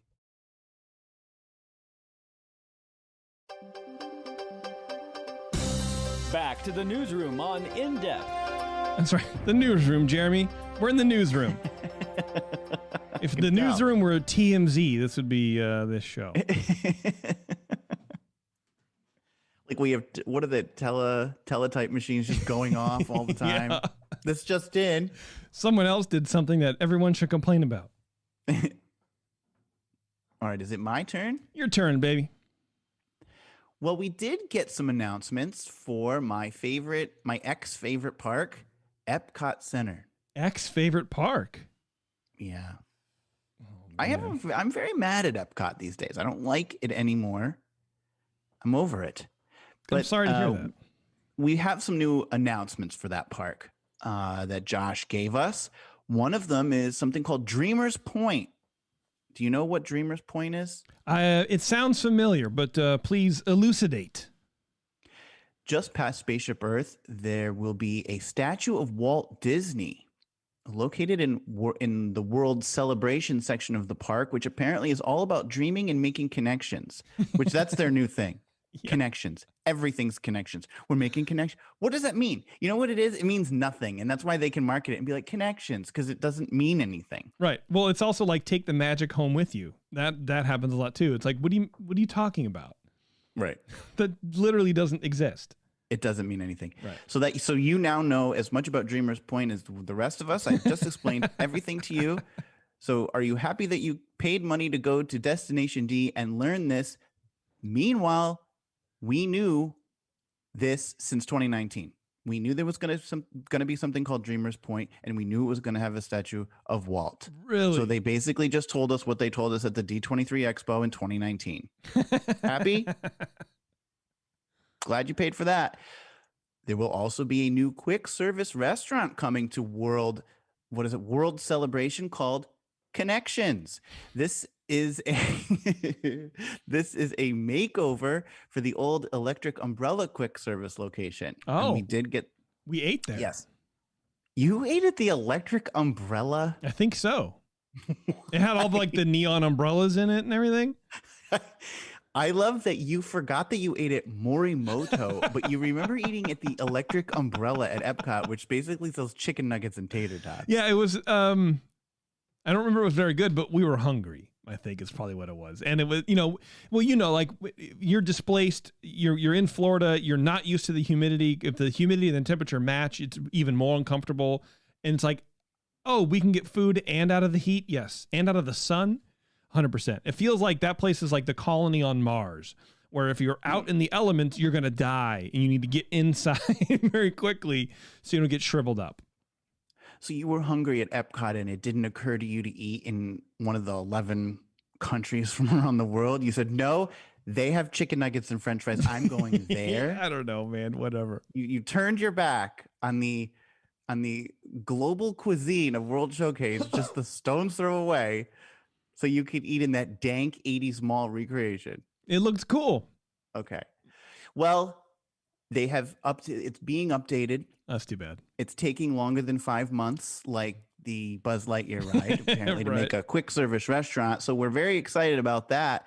We got some concept art from it. It looks very generic, which to me just seems odd. At least Electric Umbrella, for as weird as it was highly themed with the neon umbrellas. Not like, okay, I get it. Cool. I didn't particularly love it, but whatever. And I've eaten in there. I won't just berate you for it. I've definitely gotten something in there before. Sure. Because you're on your way out and you don't want to go all the way back to World Showcase. You're like, is that why? Oh, okay. Well, I don't know. Why didn't you say it? I don't know. Anyhow, but this new artwork, it looks like it could be any bland restaurant in any mall or any strip mall. It just looks really boring and not exciting and not themed in a theme park. So I don't know what's going on there, but they're like, okay, well, this is fine. You can make a connection. We did get also a little more concept art and information on the new Guardians of the Galaxy roller coaster and the big blue box that it will live in that is visible everywhere and looks terrible. Glenn Close came on screen to announce she will be reprising her role in the film as part of the attraction, playing the character Nova Prime. So I guess she was in that movie and played that role. Yeah. You never saw it? No, never saw it. All right. And we learned that this will be the first Disney roller coaster to have a reverse launch. Yeah, which is sort of wild to me. I think that's pretty cool. I don't think I've ever been on a reverse launch roller coaster. I don't think I have either. So to recap, all the newness that's coming to Epcot, we've got Glenn Close, a statue, and a quick service restaurant. Thanks for coming to Destination D. And by the way, you knew about at least two of those things. The reason this is such a letdown is because a lot of information about the Epcot transformation is overdue. So we came to this expecting a lot of information because there's been a lot. There's an Epcot overhaul taking place, and information has been scant, to say the least. You'll remember that back in 2019, they announced the Epcot overhaul. We were told about a Spaceship Earth overhaul, an elevated festival center with a beer garden, a play pavilion, a new movie in the China pavilion, a Mary Poppins attraction in the United Kingdom pavilion.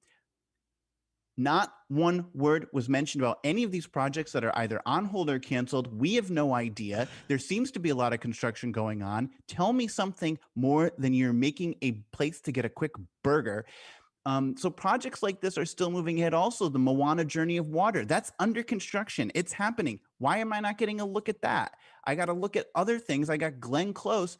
Give me something that we know is happening. So that's Epcot. I'm bored. Goodbye. Yeah. Well, and I mean, it sort of sticks with the theme of like, here's what's happening at Zootopia Shanghai. It's literally just a picture of construction. Or Avengers Campus Disneyland Paris. It's just one photo of a building with scaffolding on it. It's not exciting. Right. But I mean, it's something, but it's not also at the same time. And it's weird. The Glenn Close thing was kind of odd, but it was cool because she they did a little video and she appeared in costume and it was like, hey, we're going to be in that. It's cool, I guess. Right. But I don't know. I just don't care. I don't know. Right. Whatever. It was weird. It was lackluster. Lackluster at best. That is all right, I suppose. There we go. Well, Jared, as you know, Destination D was big on panel talks. Everyone loves a panel, and Destination D was not short of them at all. They had a few authors on stages to talk about their upcoming books, and those were just straightforward presentations, which I kind of liked. I mean, the panels are pretty cool. But I want to talk about the panel for the Disney Vault collection, the Walt Disney World Vault collection. Are you familiar with the Vault collection? Well, this is old product. They're even selling what look like ashtrays in the parks. Yeah, but someone they've taken the divots out. Yeah, so now they're called small dishes. Right. I think it's kind of cool. I think it's kind of cool too, man. Yeah, it does look really cool. It's definitely stuff that I would wear, and I'm happy to say that finally Disney World has some merchandise that I would buy. A lot of the Disney Imagineers and designers were on a panel with, I think the gal who does like her universe. I actually don't really know what that is. So we had, a few Imagineers on there, a few designers on the stage, and they were telling about their stories about going to Walt Disney Archives to look at merchandise, from the past. They talk about how, they were inspired by it and how they got in there. The presenters on stage were wearing some of the items, and everyone was introduced by talking about their favorite piece of merchandise they remember having as a kid. Okay, that's cute, I guess. Things are moving along, and it's a nice moment, but then this happened. Yep, that's my mom and me in the good old swimming hole over at River Country, and she has this jaunty visor, and it's one of my favorite things. They sold them in the parks early 80s to about mid 80s. And my family had all the colors, yellow, blue, and red. It was my favorite. I love it. And he's wearing an original. And can we just take a moment for River Country? I miss it. Okay, I'm totally going off script here for a second, because I have a life rule that if you can spend your birthday at Disney, you should. And yesterday was Richard's birthday. Now, I also want everyone in the audience, if it was your birthday here today or this weekend at Destination D, will you stand up? You can already just feel everybody on stage groaning. You're like, oh, can we just not do this? And you think it's going a certain way. Yes, okay. There's one person standing. Awesome. Now, on the count of 3. And you think it's going a certain way. You think everyone's going to say, happy birthday. But no, this person decides to steal the spotlight and just drag this whole weird off-script interaction out. I want everyone to sing Richard and everyone in the audience happy birthday. 1, 2, 3. Mm-hmm. Happy birthday to you. And I stopped it there, just so you know. But they literally stopped this presentation to sing happy birthday to Richard, who was the man talking before. He was one of the graphic designers. Just sing people happy birthday. Like we're in Chuck E. Cheese. Do you think they were short or stretched for time, and someone said into her earpiece, fill this? Because this was in the beginning. This was in the very beginning. The whole panel started with her going around and saying, this is, a piece of merchandise that you used to have as a child that you really liked from Disney World. And Richard was the last person. So this is probably a good 5 minutes into the thing. And then she goes off script. So for me, this is more of she's not used to sharing the spotlight and she needed to bring it back to her so then she could talk more. That's what it felt like. And sing. Yeah. And happy here's no one in the history, I will die on this hill. No one ever has had that song sung to them or sung that song to someone else and enjoyed it. Unless that person is their own child or a family member. That's it. No, I've not like if it's my mom's birthday, I'm standing there singing to her. I'm like, oh my God. No, I mean, like if it's your niece or, for me, like singing. Oh no. Okay. Well, I enjoyed singing it to like Alice because she responds to it. But as an adult, no, it's embarrassing. You do it after a certain age to embarrass that other person. Okay. So that's what but doesn't this lady understand that? No. Because that's what I mean. I think that she's just sort of like lost in the realm of I need to pull it back to me. So I'm going to go off script and then I'm going to do something else, which is, I guess, there's scripts for a reason. Now I know why this event is entirely scripted. It's because of dumbbells like her, where it's like, okay, all you had to do is just say, can everyone wish Richard a happy birthday? And then everybody would have been a cool, a cute, quote unquote moment. But no, we get her actually really trying to sing, where she's like doing vibrato and her like she's actually like trying. So it's just another showcase for her to be whoever she is. Right. We have to get rid of her, but she is. That's the thing. You do have to get rid of her. If you're the person who incites the singing of Happy Birthday, you have to sing it the loudest, because you need to. No one wants to be the one that you can hear singing Happy Birthday, because no one sings well. The average person doesn't sing well. So you don't want to be heard. So you have to have a lot of people for that to be successful, and they have to be loud. It's like if Mel Gibson in Braveheart gave that big speech about taking away our freedom and then stood there while everyone ran past him. That was sort of the equivalent. Moving on, Jeremy, we also we get to hear about what inspired this retro collection and how it came to be. And I do like these sorts of things. That's why I picked this panel to sort of pick on, but also to pick apart, because I enjoy hearing creative people get inspiration from certain things and how that happens and how that spark happens and how it's sort of, how it matures into like the final product, from, script writing to just making movies to writing books to drawing to art in general. I really appreciate that. So I had fun listening to it. It was the panel wasn't bad, but there were some moments, man. Now, KM, I want to start with you, because this Vault collection is amazing. Yes. Everyone's going crazy over it. Everyone's going crazy over it, Jeremy. Everyone's going crazy over the Vault collection. Did you know that? Show me I want the empirical data that says that. Right? Y'all love the Vault collection, right? Okay, so it launched at Walt Disney. So you have to ask. Everyone, and this is like directly after the Happy Birthday stuff, so I almost feel like she realizes that she pulled focus too much, and she's like, I've lost the audience. I need to get them back, so I need to ask them if they're with me still. It was very odd. Totally. Yeah. Disney World for the 50th anniversary. What was the inspiration behind this collection? The inspiration was almost 3 years ago. We sat in a big room together and we all talked about what were we going to do to really make Walt Disney World's 50th anniversary as incredible as we possibly could. What could we do different? What could we do that no one would expect? The table that I was at, we came up with the idea which would become the Walt Disney World Vault collection. And what we wanted to do was we wanted to really be inspired by that product from the 70s and beyond, and really recreate it to appeal to adults who would remember this product from when they were kids, and teens and young adults who love the retro vibe of the 70s, 80s, and 90s.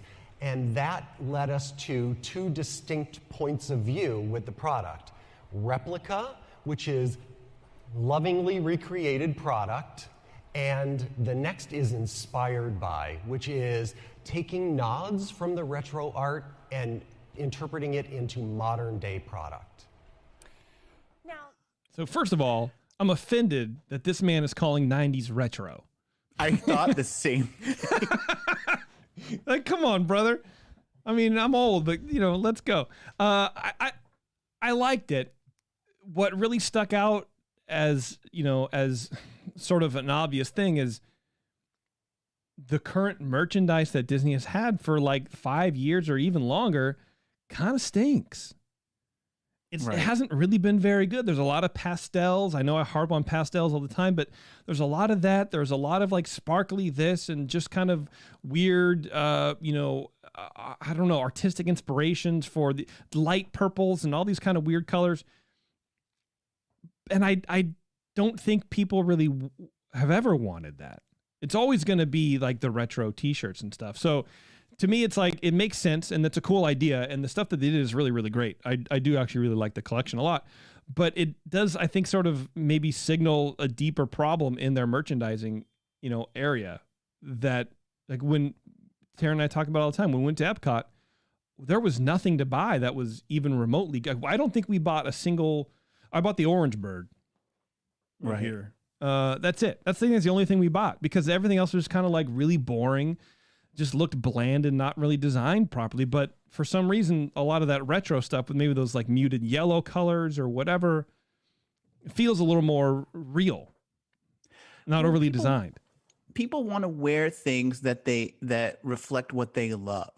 So for me, like, I look at it and I think I want a t-shirt that says Contemporary Resort on it. I want a t-shirt that says Spectral Magic on it. Have a River Country t-shirt. She's going on how much she loves River Country. Why isn't there a River Country t-shirt? So, and I also was surprised that they said, what inspired you? It's like, it's what we... Isn't it obvious? The history of 50 years of Disney World inspired us. Duh. Like, what a weird... I don't know. I would say, like, what are some of the highlights of the offerings? I don't know. It seemed like a weird question to me. How did you come up with the idea to go back in the Disney merch vaults to pull inspiration for like, that to me is a better question. But that's the problem with Disney in general, is that they just speak in these general terms that don't mean anything. What inspired you to do this? Well, I was asked to. I wasn't inspired to do it. I was told to sit down and come up with an idea. It's my job. Yeah, he said it. They put us in a room and said, figure it out. Like, that's what happened. Yeah. But where's the merchandise that's the retrospective? I want the 5-disc CD set of all the old music and audio. How about they do that? Disneyland got that. That'd be nice. The folks on the design team got to travel to Walt Disney Archives to get a look at some of the older merchandise in order to replicate it and then draw inspiration from it. As I think KM was his name, he was saying it's either a direct replication or an inspired piece from the thing, which I thought that was a cool little breakdown. But anyway, here's about the trip to Disney Archives.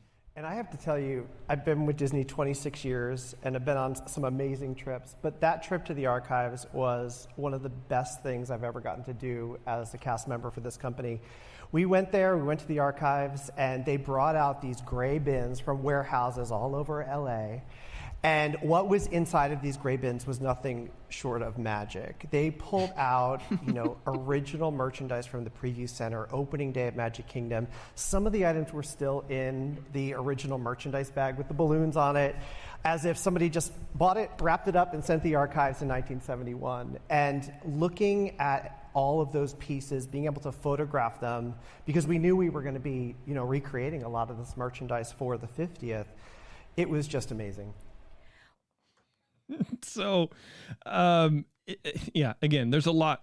I've been to Archives before, not that deep of a look. It was like sort of like The Office, where they had a lot of, books and photographs, but you had to know what to look for in order to get, so there wasn't just this, well, here's rows and rows and rows of stuff you can look at. And that was really cool. So I can't imagine how cool it would be for, a person working at Disney to go to the Archives and they're just being presented a bunch of stuff for then you to pick out to do a new merchandise line. Like, that has got to be a really cool moment. So that was really neat, a really neat inspiration for this guy. But it was just, I don't know, man. It was magic. It's merchandise. It's not, I don't understand why it's just pure magic. We mean pure magic. It's an old bag. It's not that big of a deal. This is nothing short of magic. It's not like it was a handmade, ring from the Viking era, and even then it's like, that's not magic. It's just really, really cool. But this is just a mass produced plushie. Right. Anyway. And like I said before, Jared, Disney has done a great job capturing that style of the old classic merchandise, but they also managed to just obliterate any sense of style with some of it, like the Spirit jersey. We all know the Spirit jerseys. The Spirit jerseys, like the big sleeves with Walt Disney World across the back. Yeah, I know. I don't really like them either. They're not very flattering on anyone. They're not flattering. They're very odd. When I first saw them, I was like, ooh, that's weird. That'll never take off. And then, of course, there's people who, like Terrence, who loves them, absolutely loves them. But they have one out now for this collection, for the Vault collection, that's covered with one of the old Disney World maps. So it's like a big blown up map, and it's just an all-over print on the Spirit jersey, which in and of itself isn't awful. Somehow it sort of like works just because the artwork was kind of nice. But on the back, they have that giant Walt Disney World, and the D in Disney on that old logo is like super huge because it has to fit the Mickey ears around the Epcot, whatever. It just looks bizarre. But here's an idea. That's it. Sell that map as a poster. Yeah.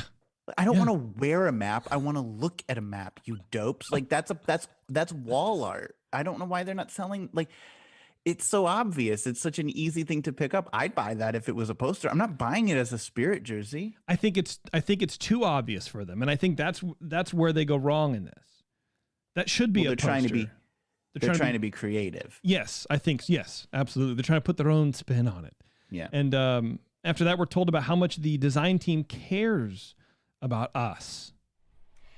So, and I have to say, I've had the honor and privilege of working with the team up here, and it's a much, much larger team behind the scenes, but I wish you could see how much the Disney merchandise team cares about getting this merchandise right. They care about the quality. They listen. We have people in the audience. They listen to social media, and they just so deeply care about your joy and making sure that it is exactly what you want. So it's just such an honor and privilege to work with this team. It's an honor and privilege to work with people who care about your joy. They deeply care about your joy. Well, they want to get this product right. They are currently selling a sleeveless Epcot muscle shirt in black. That's such an odd shape, but it has a tag. So the future is sleeveless but not tagless. give me an Epcot T-shirt that has sleeves but no tag. I don't want to be annoyed by the tag and be missing my sleeves. So that they're not getting it right. No one wants that. Yeah, well, and she's saying that it's they're listening to social media and they just so deeply care. Are they listening to social media? Nobody should ever be listening to social media. I doubt that the design team is on social media combing like, what are the people saying about the thing? Oh, that should influence what we put out, because people's tastes are so subjective. You're never going to put out one thing for everybody, so you just put out a bunch of stuff. Well, they're probably using social media to see what trends are out there and trying, not just looking at Disney social media, but they're probably watching social media and streetwear and what influencers are wearing and doing. Lots of people who work in merchandise do that and then try to translate it to the Disney customer. That actually makes sense to me. Going back to that Spirit jersey with the map, they also turned that map into a pair of Crocs. Go away. Don't tell me anymore. Which, if I could find a pair of Crocs like that in my size, I would honestly probably buy them, but just for irony, not because I think it looks good. Right. The panel winds down. No, I'm sorry. The Vault collection is out now, apparently, and they will be releasing more merch off and on throughout the 50th. So throughout next year, you can see more and more drops, is what this lady from her universe kept calling it. They're drops. We're doing more drops. They're trying very hard to be hip and cool. Here's a little bit more about where you can find merch if you're in Disney World. Now, KM. Okay, the Vault collection is out, but there's... Like, she's not even ready for the question. She's not even ready to ask her own question. Okay. Wait. Many more drops. So where can, guests find the collection now, but where can they continue to find it? Well, we have boutique locations all over Walt Disney World property. But I can share with you two of my favorites are the Marketplace Co-op at Disney Springs and the Main Street Cinema at the Magic Kingdom. The incredibly talented visual merchandising team were inspired by the history of the 50 years of merchandise at Walt Disney World, and they've created incredibly engaging and immersive experiential stores where you can learn and discover while you shop. So if you haven't had a chance to check those out yet, do. There are actually... Learn and discover while you shop in an immersive shopping experience. It's a store, dude. You're selling mugs and t-shirts. What are you talking about? Not everything is a mind-blowing experience for people. Just relax a little bit. Calm down. Well, and I think the thing is, a store actually can be that. There are examples of retail experiences that do let you do that, but theirs aren't one of them. There's no examples of that here. Let me finish this clip. It's almost done. Hidden Easter eggs in the locations, in the displays. So you really go into the stores and look at everything. And if you're a big fan, you will notice. Ooh. They're hidden Easter eggs, and if you're a big fan, you will notice. Ooh. Notice what? Not Easter eggs to what, bro? Like, what are you guys talking about? What is anybody ever talking about? The panel winds down, and the host has the panelists go around and talk about their favorite piece of new Vault merchandise. And I thought this one was pretty good here. So my favorite is anything with the preview center art on it. Cody and I had a conversation early on because when we found the art, there are a couple of mistakes in there. One big one is Goofy's missing color in his face from his nose up. So I said, Cody, please, please, please, don't fix it. Do it the way it was done. So he did, and all of that product is done as authentically as when you bought it back in the 1970s. I'm scared of KM, so I had to do it. I'm kidding. Oh, that was cool. You know, where it's like they're leaving the mistakes in to really sort of get that authentication, get that authentic vibe. So apparently the preview center was where you could buy merchandise before the park was even open. Yeah.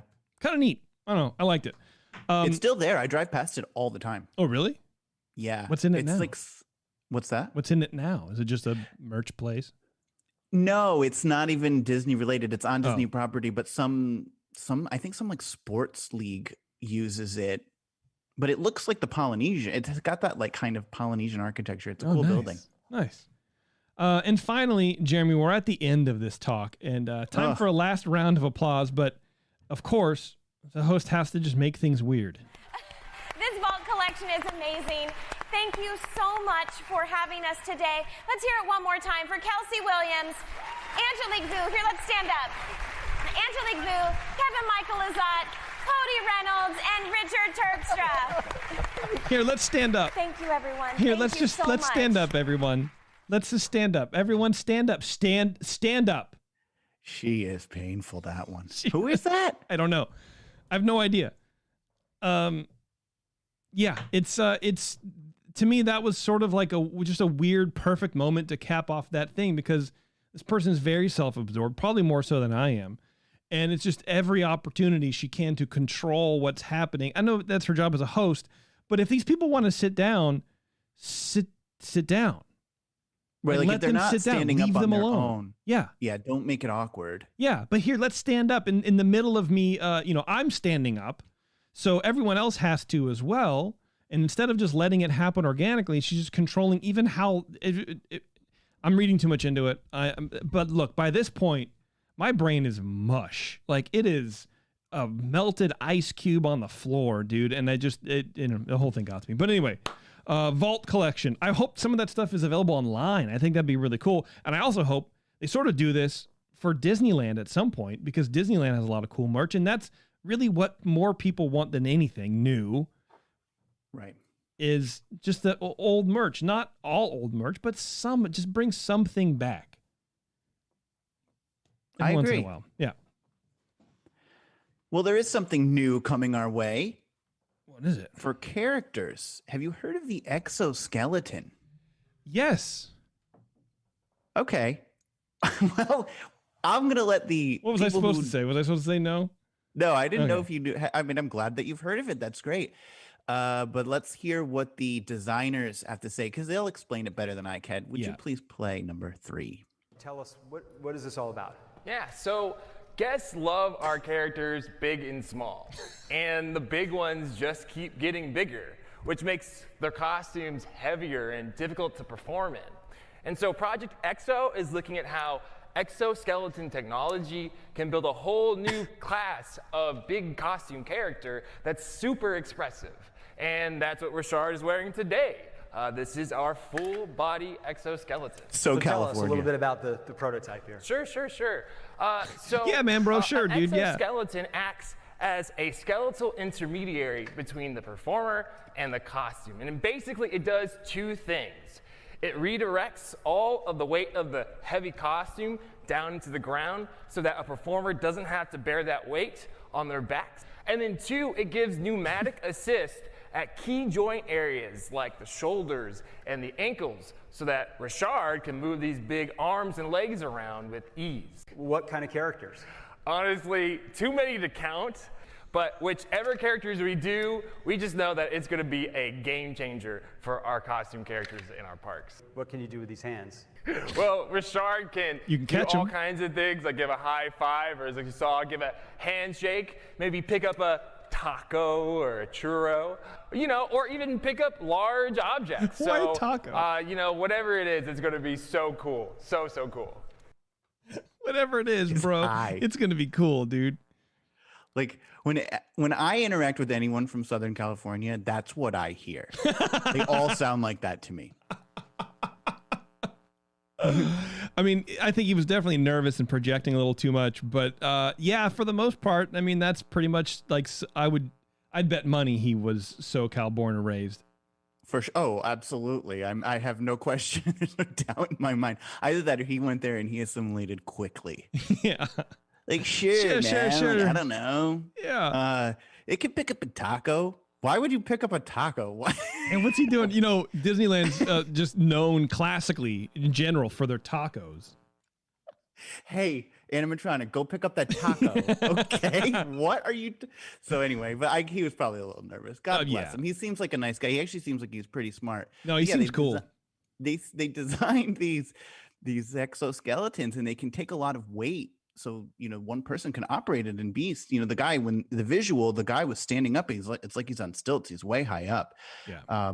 And he was able, the gloves had some level of dexterity. I don't know that he could pick up a taco. He probably could handle the taco barges that are in World Showcase Lagoon. And maybe that suit he was wearing is strong enough to pick them up and throw them anywhere else but World Showcase. That's probably why they're designed. That's the taco I want them to get rid of. So I would hope he would do that. That seems kind of interesting. So there's a new technology coming, and we'll see larger than life characters picking up tacos, it seems, coming soon. So they're developing that. Yeah, it did look really cool. And again, if you can find video of that, check it out, because we've seen like an image or maybe a video from, I think, last year. So like, this is not a new concept, like you were sort of saying. But watching it sort of up close, the man operating the suit, he's working the arm, with like a grip, like those old things you like reach up and you squeeze the trigger and the claw, grabs for you for like older people who can't reach up high. Totally. Yeah, it was like that, but it was at the creature's, elbow. Right. So that's how far out. I mean, it was a big suit, and it did look really cool, and it's going to be really great to see those in the park. I'm very excited, for that, because all too often it's just we see these weird ass characters in Disneyland, man. Like Jack Skellington still freaks me out.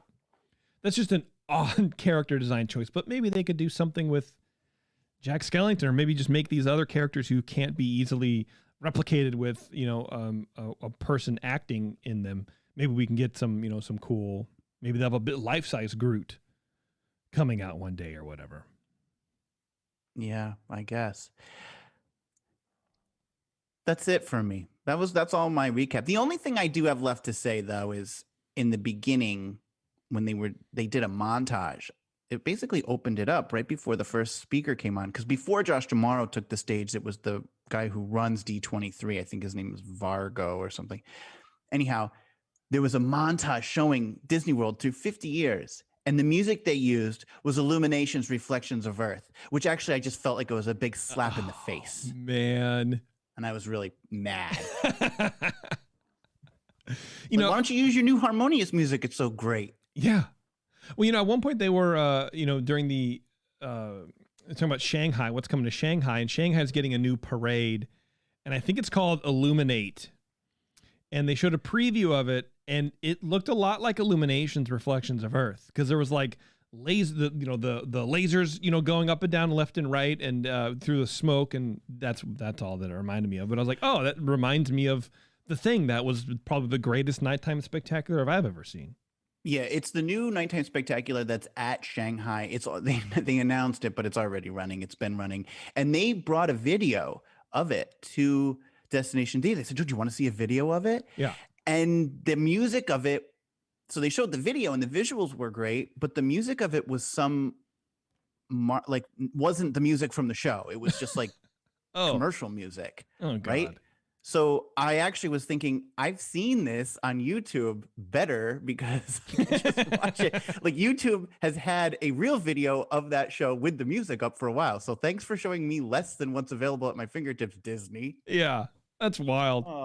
Yeah, all in all, man, I think Destination D was sort of weird. Maybe everyone's out of practice, but and I don't really know what to expect from a lot of these things. I guess I just expect sort of more from Disney, and if you can't deliver interim content in between D23, then maybe you shouldn't. But again, the panels were kind of cool, I guess, but you could just sort of do those at any time, and it just didn't really feel like a cool fan experience. Well, I can speak from my own experience, and I went to I went to the one in 2011 at the Contemporary, and we didn't stay for the whole thing. It got boring. I was like, what did we pay for? And even though I had paid for 2 days of that, at a certain point, when you're sitting there listening to them talk about Splash Mountain, but the real Splash Mountain is just a quick monorail right away, I said, why are we sitting here talking about Splash Mountain? Let's just go on it.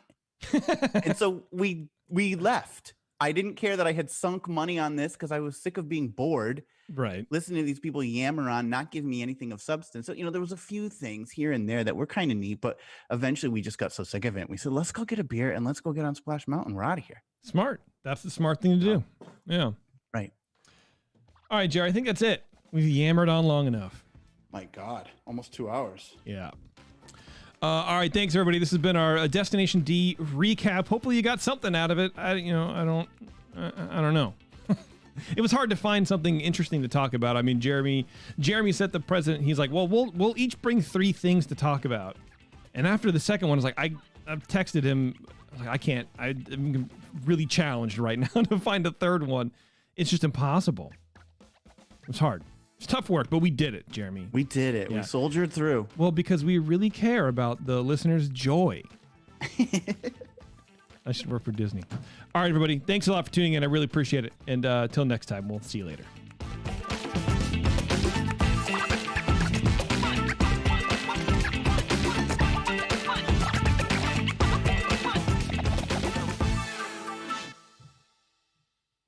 Oh, God. Oh, I thought I was going to get to hear it again. No, you really hear it again? I have it. It's okay. I played it on the piano today before, like 20 minutes before we started recording. I just was sat over there playing it. Like a lunatic. You are a lunatic.